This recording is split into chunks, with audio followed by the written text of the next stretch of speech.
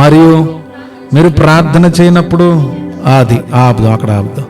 వ్యర్థమైన మాటలండి ప్రార్థనలో, ఉపయోగం ఏముండదు.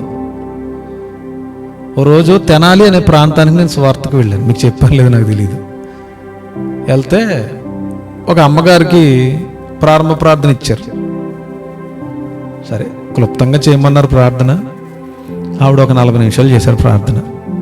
ఆ ప్రార్థనలో ఆవిడ చెప్పాలనుకుందంతా చెప్పేసింది. నెంబర్ 1, కొడుకు అమెరికాలో ఉంటాడని చెప్పింది, అది మాకు. నెంబర్ 2, కూతురు అమెరికాలో ఉంటుందని చెప్పింది. నెంబర్ 3, నేను రిటైర్డ్ ఆఫీసర్ని అని చెప్పింది.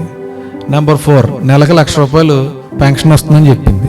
నెంబర్ 5, దశంభాగం అంతా కూడా ఆ చర్చికి ఇస్తుందని చెప్పింది. ఇదంతా ఎందులో చెప్పింది అది. నెంబర్ 6, చర్చ్ సంఘంలో కూడా ఎంతోమంది ద్వేషించే ఉన్నారని చెప్పింది. మరి ఎవరో తెలియదు, అది ఇన్ఫర్మేషన్ ఇచ్చింది ఆవిడ ఏ పరిస్థితుల్లో ఉందో. నెంబర్ 5, భార్య భర్తల మధ్యన సమాధానం లేదని చెప్పింది. పాపం 60 సంవత్సరాలు వచ్చినా ఆవిడకి భర్తతో సమాధానం లేదు. ఆవిడకి ప్రారంభ ప్రార్థన ఇచ్చిన పాస్టర్ అనాలి ఫస్ట్. ఎంతసేపు చేసింది? 45 మినిట్స్. ఇక్కడ ఏం చెప్తుంది బైబిల్?